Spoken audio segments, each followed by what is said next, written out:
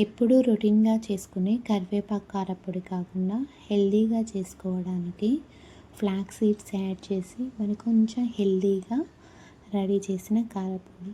ఇది రైస్లోకైనా టిఫిన్స్లోకైనా ఎంతో రుచిగా ఉండే కారపొడి. ఒక్కసారి ఇలా చేసి చూడండి, చాలా బాగుంటుంది. ఒక బాండీ తీసుకొని బాండీలో కడిగి ఆరబెట్టుకున్న కరివేపాకుని వేసుకొని ఫ్రై చేసుకోవాలి. ఇది మొత్తం లో ఫ్లేమ్లో చేసుకోవాలండి. ఇప్పుడు వీడియో క్లిప్లో చూపిస్తున్న విధంగా ఎర్రగా ఫ్రై చేసుకొని తుంచితే తునిగిపోయే విధంగా ఉండాలి. నెక్స్ట్ అదే బాండీలో ఫ్లాక్స్ సీడ్స్ తీసుకొని చిటపట అనే వరకు ఫ్రై చేసుకోవాలి.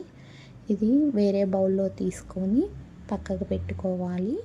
నెక్స్ట్ అదే బాండీలో కొంచెం ఆయిల్ వేసుకొని ఎండుమిర్చిని తీసుకొని వీడియోలో చూపిస్తున్న విధంగా 2 చీలికలుగా చేసుకొని వేసుకోవాలండి.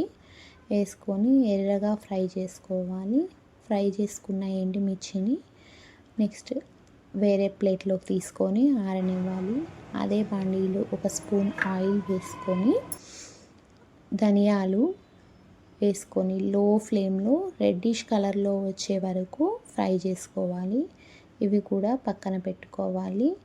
అదే బాండీలో 1 స్పూన్ ఆయిల్ వేసుకొని జీలకర్రని ఫ్రై చేసుకోవాలి.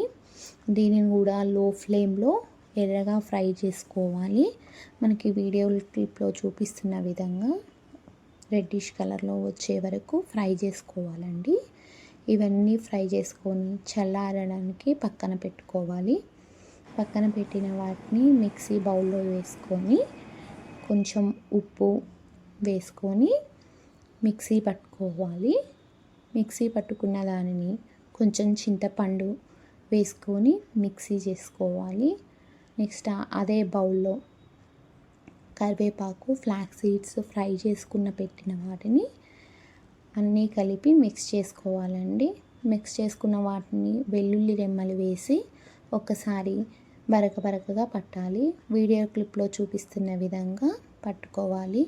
అంతే, టేస్టీ కరివేపాకు ఫ్లాక్స్ సీడ్స్ కలిపి రెడీ చేసిన ఎమ్మీ అండ్ టేస్టీ హెల్దీ కరివేపాకు కారపొడి రెడీ అయిపోయింది. ఇది ఎయిర్ కంటైనర్ బాక్స్లో పెట్టుకుంటే మనకి నెల రోజుల పాటైనా నిల్వ ఉంటుంది. Thank you friends. Subscribe my channel.